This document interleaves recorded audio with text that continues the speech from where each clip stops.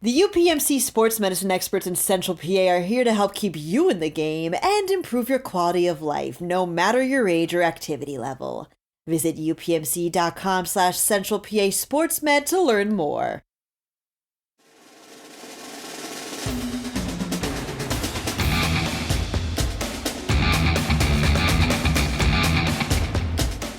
Yo, welcome everyone to another edition of the Pennsylvania High School Football Report. It is March the 20th when we're recording this. I got Dan Sostek here with me. I got Eric Epler here with me. Dan, let him hear your voice. Hola. Eric, let me hear your voice. It's a little off today. Little sick boy, but I'll press through. I'll make it through. So if you don't listen to our podcast, now you know who they are when they talk. And if you do, you already knew who they were. Like I said, it's March 20th. We're recording this. Not a lot of football to talk about, right, guys? We're in that kind of tweener zone, but there's always stuff's happening. There's always recruiting news. We got a ton of stuff to talk about, though. Yep. Yeah. Crazy. So let's just get right into it. First of all, Harrisburg Cougars, they appear to be building a all-star team here. We Dan Sostek got the news. I worked with Dan a little bit yesterday. Something we've been hearing for a while, that Trinity running back Messiah Mickens, a Penn State commit, has transferred to Harrisburg. He did so in January. Coach Calvin Everett told us that yesterday. And by the way, Calvin Everett is back from his administrative leave. We talked about that on the podcast. There was a DUI charge back in February. He's back. That's good news. Hopefully, he continues to be able to stay there and we get things figured out there. But he confirmed to us yesterday that Messiah Mickens enrolled in January. And, guys, D'Antae Sheffey, the running back from State College, who ran for 1,700 yards 2 years ago and led them in Penn. Both of those guys will be juniors. Sheffey has some big offers. And they have Nehemiah Ewell coming back. Hope I pronounced his name right, at running back. And he ran for over 1,200 last year. Guys, what are we thinking with this news coming out and us breaking this news? What are we thinking about these additions? I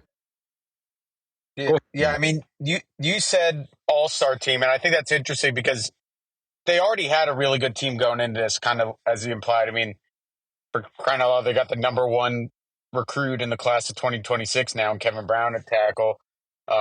Should have Sean Lee Jr. back at quarterback, and Elias Koch, who I think we all agree should have been on that Rivals 250 list. But I think what's interesting here is these two quote-unquote additions, something people are talking about, they're both running backs, which is, when you're talking about all-star teams, you kind of you think about it being more spread out.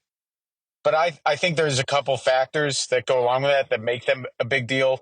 First off is that Harrisburg has never been, never really been like a one-person show at running back. They always tend to sort of have a couple guys they can go to. Secondly, Messiah and D'Antae Sheffey are kind of contrasting styles, right? Like D'Antae Sheffey's more of a, catching, but receiving back out of the backfield, kind of a scat back. Messiah Mickens he's kind of a more 3-down, do-it-all back.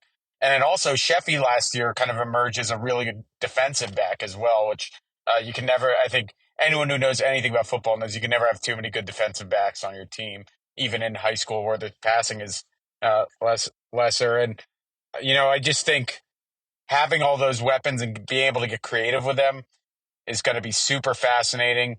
And then the other fascinating part that I don't even know how to wade into is, are they going to be eligible for the postseason? Because I think some of the stuff is kind of cut and dry about these transfers if you transfer, going into your sophomore, junior years or whatnot. But I am not the expert in that at all, so I don't want to speak on that. But it's something that for sure we're gonna have to monitor. But I mean, just based on the roster, having 3 top 250 Rivals players on one team in one class is pretty wild.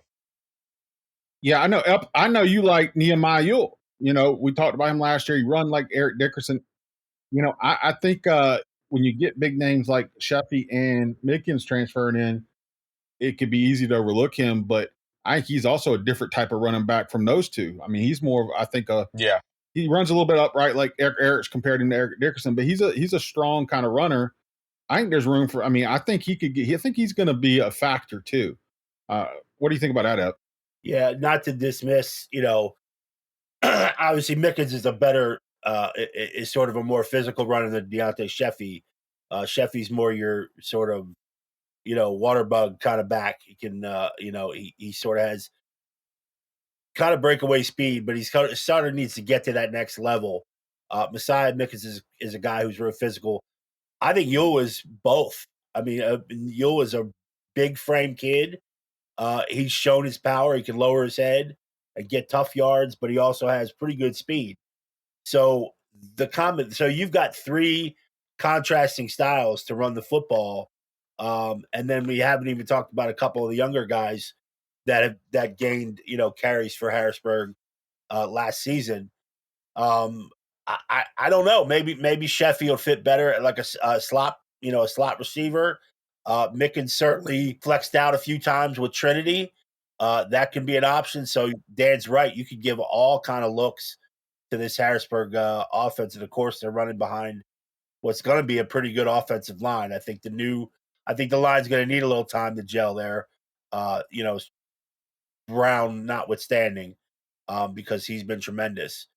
But I don't know. I think maybe Sean Lee should sort of, not tuck it as much this year. I think they're going to say throw the damn ball or distribute it because he's got so many weapons now, around him. So, yeah, it'll be interesting. I don't know, if there's enough football to go around to all these skill guys. We saw sort of Elias take a little bit of a backseat last year because Lee ran the ball so successfully last year too, in the last 6-7 weeks of the season. And you certainly don't want to not give Elias Koch chances down the field. That's for sure. So even poor passes, he can go up and get them. So it'll be a lot of fun to see how this offense, how they open it up, if you will, because obviously you can take a lot more chances and a lot more schemes with these guys in the fold. Yeah. And the other thing that I'm looking at too is, the way Harrisburg plays, almost everyone on that team plays both sides of the football, right? And last year, I talked about Sheffey kind of emerged as a pretty good defensive back for State College. Messiah Mickens got some reps early on in the season as a pass rusher, had a sack early in the season. I think after he started having those injuries, they really started to limit those reps. I wonder if Harrisburg has some plans for Messiah to become, a real-time contributor on the defensive end as well, too, especially if his carries are limited on offense. Because I'll tell you one thing, he is such a straight-line athlete that you put him at middle linebacker or outside linebacker, he's going to get to those quarterbacks. And there's something that I was thinking about, too, with this is it for, all the consternation and everything and, are these guys recruited, things like that. I'm pretty darn excited for Bishop McDevitt versus Harrisburg this year. I mean, I was excited beforehand, but that is like a darn all-star game. Like that could be. At the end of the year, I wonder how many. If you go back and look at those rosters in a couple of years, how many kids on that football field will be in a Big 33 game? If it could be double digits. So that is the question now. Provided, and the big question, first of all, and we asked Cal this, is, with the PIAA rules, do they expect these kids to be eligible? And I saw it was a big debate on social media too. I think previously under PIAA rules, provided, there's no challenges and stuff, I think they would have been eligible. I think those rules are changing some, right, Epler? Well, if you transfer in after your sophomore year, you're supposed to be okay. As long as both schools sign off, as long as your new residents where you are in the school district, as long as all that is okay, they should be eligible. Now, I know Mickens is a different situation because he's already has a transfer under his belt, so that's probably going to be an automatic hearing no matter what. I'm not saying he's not going to win that hearing. There's a good chance he will, but they still going to take a look at all that stuff to make sure that both guys are eligible. Sheffey, coming from State College too. I don't know if his a family member had a move or whatever, where he's sort of living in the district now. But all those things have to be you got to check all those boxes. So I would say Mickens is probably definitely going to have some sort of, let's not call it a hearing, but there's going to be some sort of meeting. It's not going to be an official hearing with the PIAA unless there's some kind of thing in question. And I know Mickens was originally a Susquehanna Township guy, so he's well within the Harrisburg reach. So I don't think there's an issue there. Sheffey's probably a little bit. You're probably going to take a closer look at Sheffey because obviously the distance that he came in from. So we did ask Calvin Everett yesterday if he knew if they would be eligible for the postseason. He said right now they don't have an answer for that. So that tells me there's probably going to be some sort of review or whatever. Well, the question I have is, are we going to have that answer this spring, not this fall? Because the way we kind of found out about this is that those two kids are listed on the track roster. So if they want to participate in track postseason, you would think, since it's all under one umbrella, am I wrong, Ep, that it would still be under the same rules and restrictions because it's just a PIA sport and a PIA postseason? So they would have to, if they get eligibility in track, that's all that matters? It should be the same rule. So those both of them, if they're on the track roster, which both of them are, then that should take place fairly soon. This should sort of be expedited. Most of the time, what happens is these things take place in August when the PIAA sort of comes back. If it's an official hearing, that meaning there's a discrepancy or a struggle. One school doesn't sign off, this and that. The PIAA looks at all that stuff come August. So you typically find out right before the season begins whether or not that player is eligible for football. But track and field does apply the same rules. So right now there's still sophomore classes. And again, most people don't equate, well, why is he coming in from State College? Well, you can send your kid anywhere, but he's got to have that. He's got to have that residence. He's got to have certain things to kind of make it okay. And obviously, even if both of his parents are still in the State College area, then you just would pay your tuition, your taxes there, your tuition here, and you got to make sure he's got a residence here and he has transportation to school because if I don't think he's commuting, but if a kid from Central Dauphin area is going to Cumberland Valley, he's got to obviously provide his own transportation. The buses at Cumberland Valley aren't coming out to pick him up. So there's ways to do it. So Sheffey is the one too that's most. If people are going to question it, he would be the one they question the most. They're both great kids. We did the story on Messiah Mickens before he ever played a varsity down. He had a Texas A&M offer. We did that story on him. We were some of the first ones about him. We've gotten to know him a little bit. He's a really strong kid, good dad. So hopefully that all works out for them. And if it does, guys, that brings us to the next thing. I think Dan talked about a little bit. We thought they were going to be pretty good this year. St. Joe's lost some really talented seniors. I mean, would this put Harrisburg over the top? I mean, would they be state title favorites, provided these guys can play? Here's my take. I think it's awesome that they add these players. I think they're going to help a lot. I don't know how much adding running back depth changes the equation, if that makes sense. Like, when you're going to if the discussion is St. Joe's prep, I'm not sure that it's like as much as adding two talents, no matter how great they are, is going to be I think they're gonna have to, as Ep said, figure out the offensive line stuff. There's still some questions, they still have some holes to fill on defense as well. Like it's great to have these two running backs, but the reason St. Joe's prep dominates isn't because they have 4 or 5 top 250 players, it's because they have like 50 top 500 players or something, and so there's still I think that this obviously does not hurt. It helps their chances for sure. But I'm not willing to go and say, well, they've got 3 top 250 rivals players. That means I'm picking them to win the state title.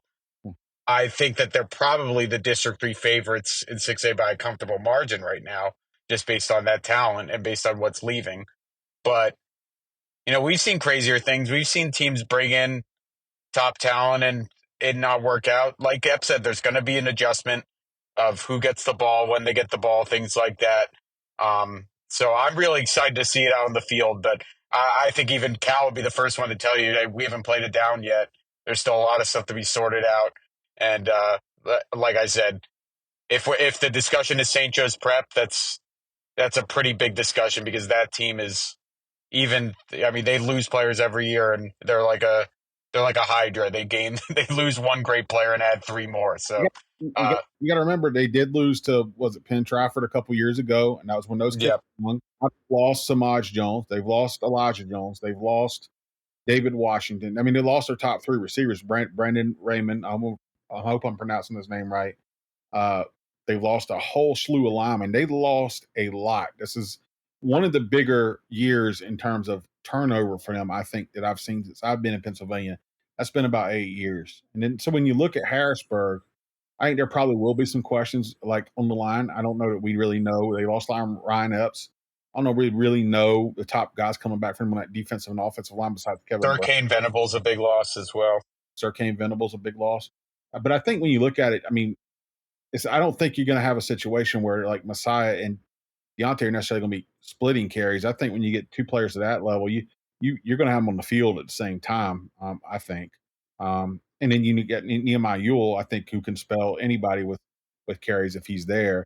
And then Sean Lee, he accounted for 4,000 yards last year in the last coach. To me, I think they would just looking at what St. Joe's lost, and I have no doubt they have more coming. And I know they have good players there now too. Anthony Sacca and Max Roy and those guys on the defensive side. But I think Harrisburg's the favorite because again, we're not even talking about there were some kids on Harrisburg last year, young guys, like the Zamir Hills and stuff like that, who were quick and speedy, who we thought had high upside, for like this year and in this next season and the next couple seasons. So I think they have one of their better groups of athletes that they maybe have ever had. I guess my point is that it feels like a lot of what we're talking about is that, one sort of position group. And there's still, I think I think there's no doubt they have the best running back room in the entire state and maybe the entire country, honestly. I can't imagine there are many other single teams with two running backs of that caliber, 3 if you want to include Nehemiah. But maybe this is 100 yards last year. Got to include him. Yeah, and like you said, Hill and Lewis Dillard's a good running back as well. But it's a lot of guys at the same position. And then you do have Elias Koch as well, and you have Sean Lee Jr. So the offense, I think, will sort itself out. But I think I'm a little higher. Just maybe it's just blind trust in St. Joe's Prep and what that program is. But I'm just believing that until I see them really fall off, like that Penn Trafford game's a fair counter. But until I see them really fall off, I'm gonna have to defer to what what that program's done over the last decade. It's too hard for me to pick anyone but them to be the favorite, even with that Trafford game. But I think that this might be the first year that Harrisburg can definitively say they have an advantage at least one position group. So that's big. I keep going back to that though. I think in high school football, especially when you get, when you got 2 Division I backs like that, and you have all these other guys who are speedy and showing promise. I don't think you say it's just one position group. In high school, you find a way, if you put D'Antae Sheffey in the slot or something like that and throw him bubble screens or whatever, you get him out on the field, I think, along with Messiah Mickens. So I think it evolves beyond one position group.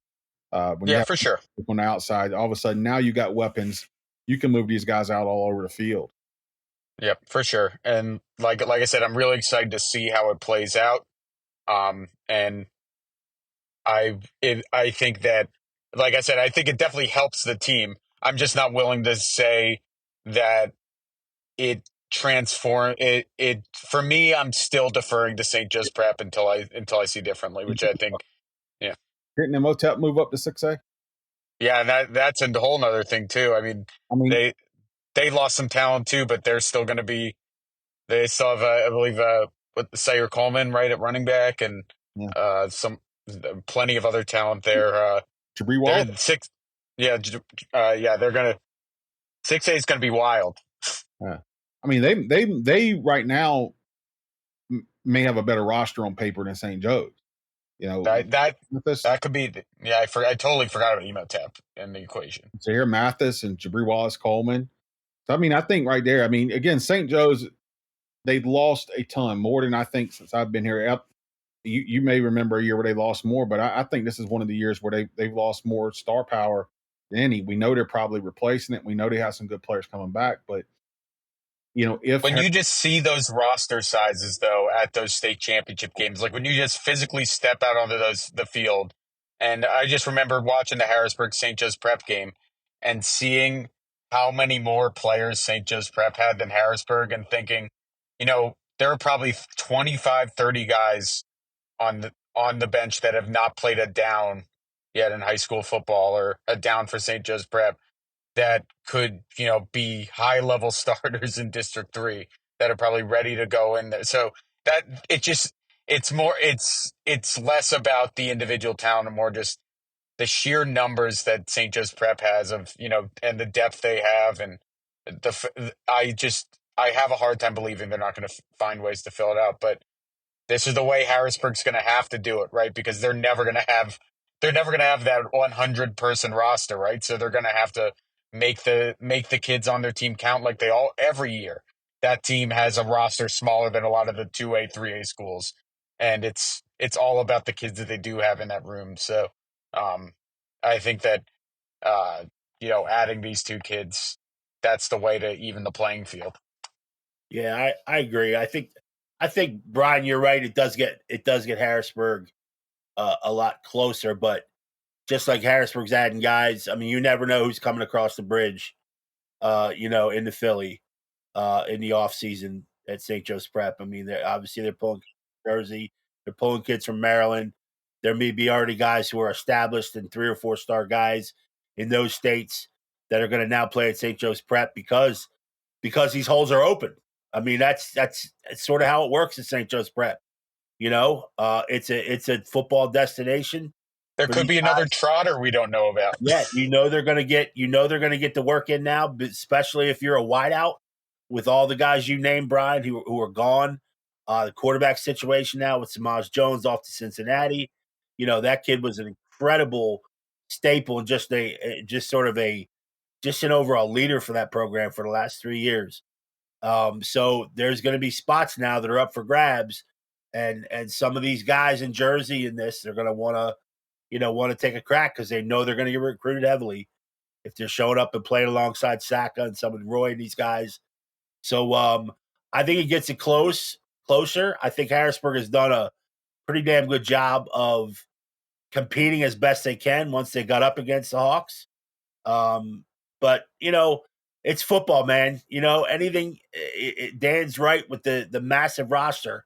If a starting guy goes down in St. Joe's Prep, there's 3 guys waiting to take the wing, who are probably just as good. It could start anywhere in the mid-pen. So that's a healthy thing. Harrisburg is deeper now, obviously, at running back, but we saw it last year with Messiah Mickens. Gets injured against Wyatt missing early, never really recovers. Has an okay year, has a good year, but nothing that we would call outstanding. So that advantage could be done by week 1.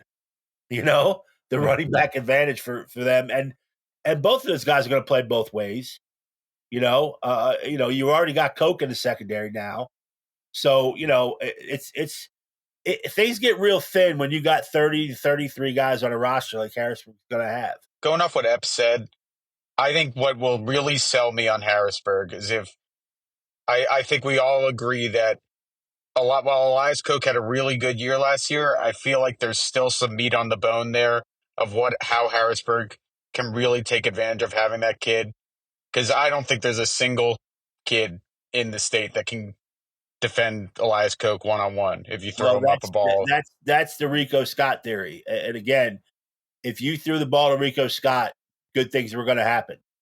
I Yeah. mean, it's just how it was because he was no one was able to cover that kid, particularly not man. Jesus, Coke adds the element of the high point too. You go up in high point, 10-foot pass, and go up and get it. I think if Harrisburg can figure that out and figure out ways to consistently and not have these games where he gets 1 to 2 targets, 1 to 2 catches, if they figure out a way to consistently get him the ball, then is when I think if they start having an offense that I don't really think you're going to have any answer for. Because then you have the Coke option, you have the Sean Lee Jr. option, you have the 3 running back option, and you have Kevin Brown taking souls at every level of the field. But I think they are, like, if they were going to want to win a state title, that passing game's going to have to take the next step. And I think it can, but I think they can't. I don't think they're going to win a state title just running the football. I think Elias Koch is going to have to be heavily involved. Well, like I said, I think that I've always said Elias kind of reminded me, and I watched him play in high school. One of the greatest high school players I've ever seen is AJ Green, the way he can go up and get a ball. He's not as good as AJ there. AJ was unreal, but he's similar. You can throw him that jump ball. But again, I think you're going to see with the athletes on that team and just the kids that we already knew they had, the good young athletes, I think you'll see some other guys emerge as a second and third option at receiver too. And obviously having this many guys who can run the football, they may be able to add some new wrinkles as well. Well, they have Quincy. We haven't even mentioned Quincy Brandon too. He kind of emerged. He emerged late. He had started the year really great, really like as a guy that we had already tabbed as a top defensive back, but he emerged late as a really good wide receiver too. So I guess my point is I really want to see that passing game take the next level, and that's kind of for me what is going to sell me on Harrisburg as being the favorites. Is if that passing game becomes I think that's harder to come by even more now with Mickens and Sheffey in the fold because, Calvin loves to smash it down your throat. If he gets a 9-10 point lead, he's going to try to run it right down your throat. But I think early on, the passing game certainly, because I think to get that offensive line, buy them a little bit more time to gel. I think it's absolutely going to be there to throw to Brandon or Coke. But again, it's this everything's built on a line of scrimmage at Harrisburg. Obviously defense. We've been talking about Harrisburg defenses for the past 8 years. And how tough they are and against the run and things like that.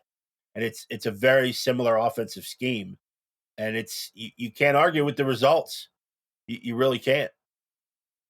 Yeah, I think that's the biggest question for me is not necessarily a pass game because I think at the high school level, with the athletes they have, they can overwhelm people. They're just gonna. I mean, I don't think the passing game will be that hard when you can run it the way they should. They should be able to run it, and you have the athletes. Quincy Brandon's a great. I mean, Quincy Brandon's a college level player too. Absolutely. The UPMC sports medicine experts in Central PA are here to help keep you in the game and improve your quality of life, no matter your age or activity level. Visit upmc.com/Central PA SportsMed to learn more. To me, the biggest question is that offensive and defensive line. I think this year we know they have Kevin Brown, which we'll get to in a minute again, talk some more about him, but this is the year where I don't know that we know as many names as we've known in the past for them. So it'll be interesting to see what they got up front. If they have it going up front, I mean, this is going to be a hard team to beat, I think. And if they can get these kids eligible, and we hope they do, we hope they are eligible, and there's, because it will be fun to see. And 6A would be really, really fun, with the teams we talked about, with St. Joe's Prep, with MOTEP. I'm sure there's going to be teams like a Central Catholic out west or something who might factor in as well. It could be a really, really fun year for 6A football if these kids are eligible for Harrisburg. Now, on the flip side, locally, man, this is a backbreaker for Trinity. I mean, they came in, Jordan Hill came in there, former Penn State player, was really building something nice last year. They got to play Southern Columbia. They won a district title not last year, the year before. They won a district title 2 years ago and went and played Southern Columbia in the playoffs, made a deeper run than anybody expected. And Jordan said they were about a year ahead of where he thought it would be 2 years ago. Last year, they started out red hot. You talked about Messiah not having like an amazing season last year. He was averaging almost 15 yards a carry before he got hurt. And he came back and averaging about 10 yards a carry. Yeah. So he fell off a little bit, but he was banged up. But I mean, Trinity had some stuff going there, and I don't know. I mean, Christian Joy's coming back. He's a good running back, and he can play at that level. And you know what? The offense will be able to move the ball with him. I don't want to put that kid down. He showed last year he can run, but he's a tough runner. Yeah. I believe they still have Emil Way, right? He'll be back too. They still have some guys. I think that pointed to it that it's a kind of interesting what if, and I think we were a little side-eyed at a time when Messiah Mickens got hurt, and it felt like, and I'm sure Messiah is the type of kid that just wants to play through anything, right? That's probably a kid that's never been hurt in his life, and it's like, I'm playing. You're going to mention Wes Perry, right? Yeah, and just against Wes Perry, he was hurt the whole game, and he couldn't do anything against Wes Perry, and Wes Perry ends up, well, he did a little, but it was like it was on one or two plays he broke through, but the rest he kind of struggled. There were plays late in the game where he couldn't get to the end zone, and you just watch him, you're like, he's clearly not 100%, and basically it felt like things got worse, and then he sat for a couple games, looked a little better, but I don't think that team was ever the same after that injury.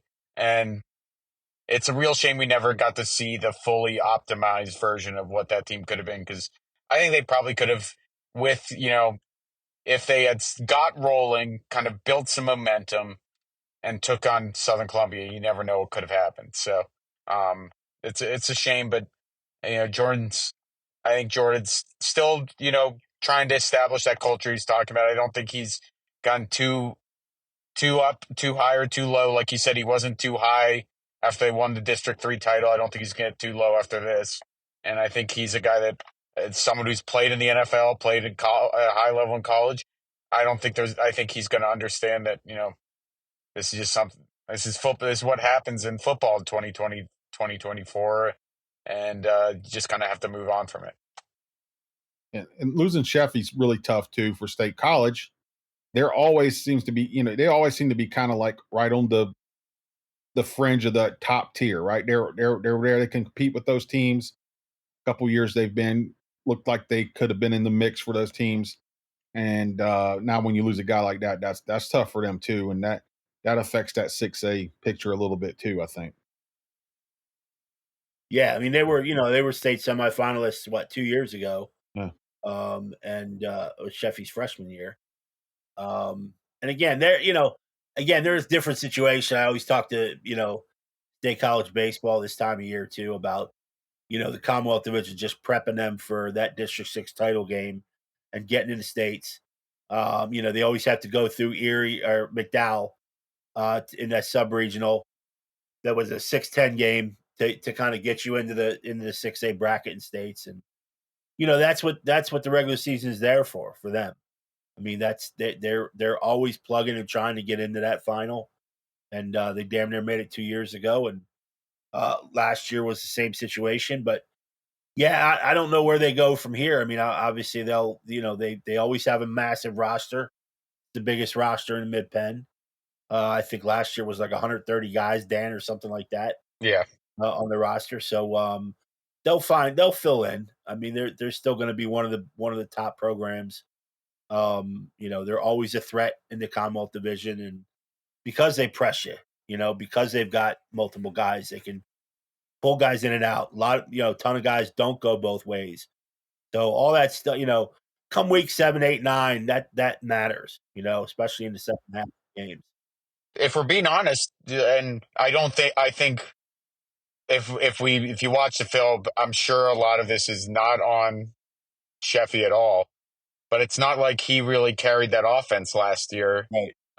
He ran for, I believe, 400 something yards, and I think he ran for 12 touchdowns. So he probably accounted for a good majority of it. But that offense, they had bigger kind of gaps to fill than just D'Antae Sheffey. I think they need to figure out that. I think their offensive line took a step back last year after losing a couple key pieces up there. And so I think that the problems there were things that they had to work on that were beyond D'Antae Sheffey, and I think they're probably more concerned about those things, because if you can't get a talent like D'Antae Sheffey to 1,000 yards when he's playing almost every game, I think that says that you probably have some schematic stuff you have to figure out first and deal with, and then worry about running back later. I talked to Matt Lintal about that a little bit, about why his numbers dipped last year. And he said it was just a situation where we know that they lost the brothers. I can't remember their name. They lost the Dentures. Yeah, Michael and Thomas Denture. They lost some big offensive linemen who went off and played college. And he said they just did not have that same push up front. So they kind of went into a throw it around team with Eddie Corkery. And so their offense changed a little bit. And again, you got a kid who's got one offense who you try to get him into space and stuff like that, maybe. But Matt's a good coach. And Sheffey's the type of running back that, for as great as he is, when you're kind of a smaller scat back like that, you are going to need blocking. Like, you're not just going to run through. If you're not getting that push up front, there's only so much you can do. It's kind of like, if you're watching like trying to think of a good comparison, like a Jamal Charles or something like that. Like, if you get those guys in the backfield, it doesn't really matter who's blocking for you. There's only so much they can do. So, I think Matt knows about that, Sheffey or no Sheffey, they have to win the games in the trenches, and they have to figure that stuff out. So, yep. Real quick, let's because we're already probably running over our contractually obligated time. The Rivals 250 come out this week. Dan, I know we had some guys here in Central Pennsylvania, Mid-Penn Conference, who went there. I know that Matt Sieg from Fort Cherry made it, 142. Guy Sean Robinson made it from Westinghouse. Deron Barksdale made it from Steel Valley, 225. Cyrus Coleman made it from Emotep, 243. Matt Sieg made it as an athlete. Obviously, he was the star quarterback for Fort Cherry. I don't think he's going to be a quarterback in college, guys. I think he's a safety or something like that. You guys saw him play, right? A tremendous safety. I'm not knocking him. We're not taking him down. I just think he's naturally a safety, right? Yeah. He's a good one too. Yeah. But Mid-Penn guys, Dan, real quick, tell us who we had on the list there for the Mid-Penn. Well, I mentioned earlier, Kevin Brown's the number one ranked player in the state of Pennsylvania class of 2026. I believe number 29, 4-star. Then you have after him's Messiah Mickens. I think he was in the 80s. Then Tyler Merrill of Cumberland Valley, 120. I think he was 129 or something along those lines. And then D'Antae Sheffey making his debut on the list at in the 200s. So you've got 4 Mid-Penn kids there. And I mean, Kevin Brown's the big one because his recruitment is absolutely exploding right now. He's on an SEC country tour right now, and he just received an offer from the University of Alabama, and I think he's on his way to another. When I talked to him today, he's on his way to another big time school. So we'll see. I'm not going to say that school, but we will see if he gets an offer from that school. I think it will pretty much say that every single school in the country wants Kevin Brown. So, and I don't see any reason why you wouldn't. We told people 2 years ago on this podcast, it might have just been me and Debbie. I think you guys have talked about it too, though. Actually, you know what? We had a whole group podcast. We were all in there. We told people this class of 20, 25, 26, kids was going to be unreal. And now here we are. We got 4 2026 kids and And there could be another one. And we talked. And Zach Yep. Brown might from CDE should probably be in there too, right? Yep. And you could even make an argument, because I know Ep's a big fan of Maurice Barnes as well. I think Ep really liked how he played at linebacker last year. Because I think for a while we were kind of viewing him as a running back, right? Because that's where we saw him get snaps as a freshman. But it seems to me like colleges view him as a linebacker, and I think Ep was also really impressed with Maurice Brown's linebacker play last year, and he just got a Notre Dame offer, and I think that school knows linebackers. So yeah, I don't. I mean, obviously McDevitt needed a running back. After Marquise left, they needed a guy, and Barnes obviously, big frame kid, powerful running back, but he's so much better as a linebacker. I mean, he's not, again, people are probably going to take this wrong, but he's not a running back. He just isn't. He'll get you some tough yards, but he's not the kind of prototype running back that you want in that system. But as a linebacker, you want him there because he certainly fits the bill at LB. So, I think you can make an argument for him too, because he has a lot of big time offers. But you're right about Brown. Brown picked up. Did he pick up Florida this week too, Dan? Over the past week, Kevin Kevin Brown, Brown. I'm sorry, Kevin Brown. Yeah, Alabama, Florida, and Auburn all this and past Auburn week. all the same week. Well, Yeah, Visited all those schools too, so he they're already bringing had him Florida in. State, so I'm pretty sure every big school in the South, maybe Clemson comes aboard soon. Tennessee, whoever. But yeah, once those dominoes fall, I think they're all going to line up now. Kevin Brown is Brock Lesnar. I said this about Riley Rebell too, but he's Brock Lesnar. I mean, he's just, you see the guy. People out in the state who haven't seen this kid, he's put together like no other. Like, he doesn't have fat on him. He's muscle bound. He moves as an offensive lineman like a linebacker. Like, he gets the guys. They don't expect the lineman to have gotten to them when he gets to them, because he's so fast off the ball and he's so fast in the open field. He can play on the defensive line too. He's just a bad dude. He might be the baddest dude in the state. And the funny thing is, when you talk to the kid, he's the most mild-mannered, polite kid. And then he's one of those football players, right? The switch flips the second he gets out in the field. But yeah, he said some of the schools have been talking to him about defense, but he views himself. He says his highest ceiling is at offensive line, that he thinks, and he told me his first snap in varsity football was at 215 pounds. He's now at 265. He wants to get up to 275 by the end of the summer. You'll be seeing him play on Saturdays and probably Sundays. Yeah, he like I said, his film is just him ending a lot of kids' dreams.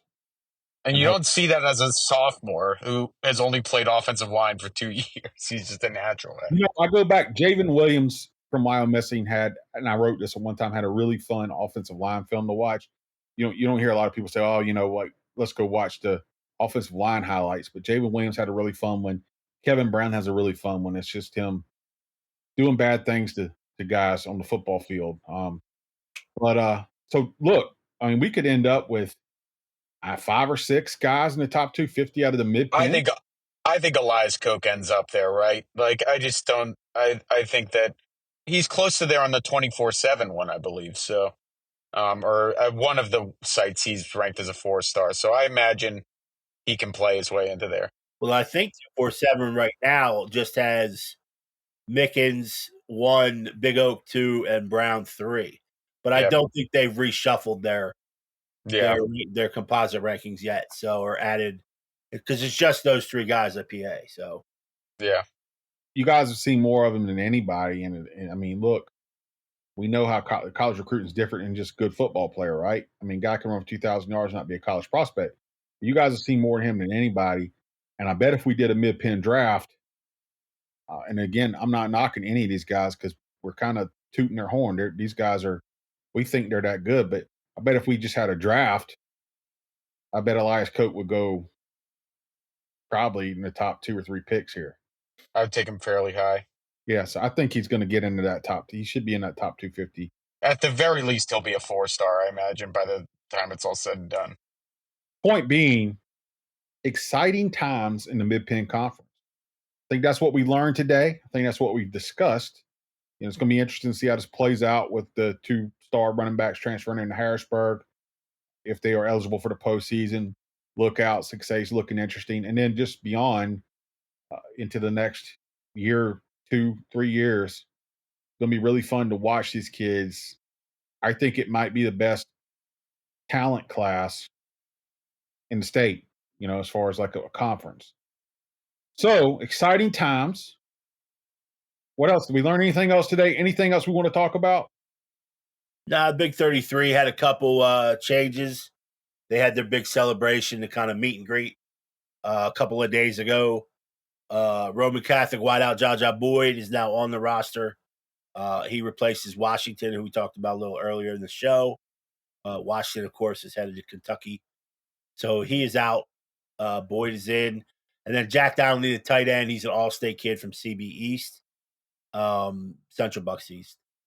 And he replaces Aiden Black from Delaware Valley. I think Aiden's going to report to Stanford a little bit early. So those are the 2 changes so far. I'm sure we'll have a few more in the coming weeks before the game that's scheduled for May 26th at Cumberland Valley. Boyd, I think, signed with Indiana, right? Indiana recruit, yes, sir. He was a James Madison pledge early and then decommitted, and he's now signed with Indiana. Yeah, he fought. Yeah. And he was the PCL, I think, when he did MVP of that league. You know what? I don't know that for sure. I think he got voted MVP of that league, offensive MVP or defensive MVP, because he's a really good safety too. He's kind of like a walking safety. So. There was a little confusion on the timing, I think, of the application for him, and there was something was screwed up. But obviously, when Washington bowed out, it was a no-brainer to pull him up, so I put him in.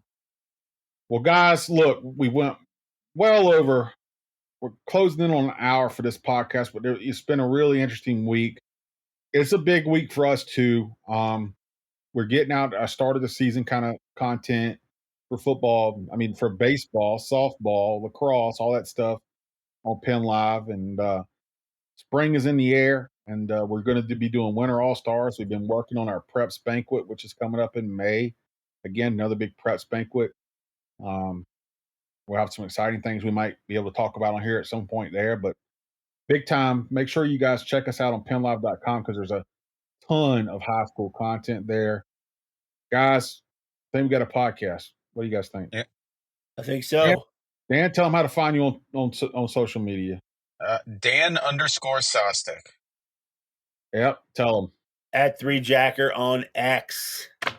And I'm at Sports by Linder on X or Twitter or whatever you want to call Elon Musk platform. Again, follow us on Penn Live. Thanks for listening. And who knows what we'll have to talk about next week.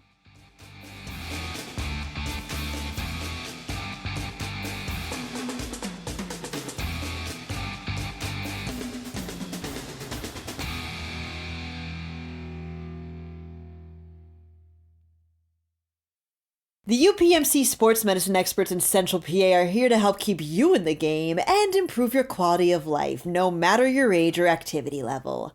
Visit upmc.com/Central PA SportsMed to learn more.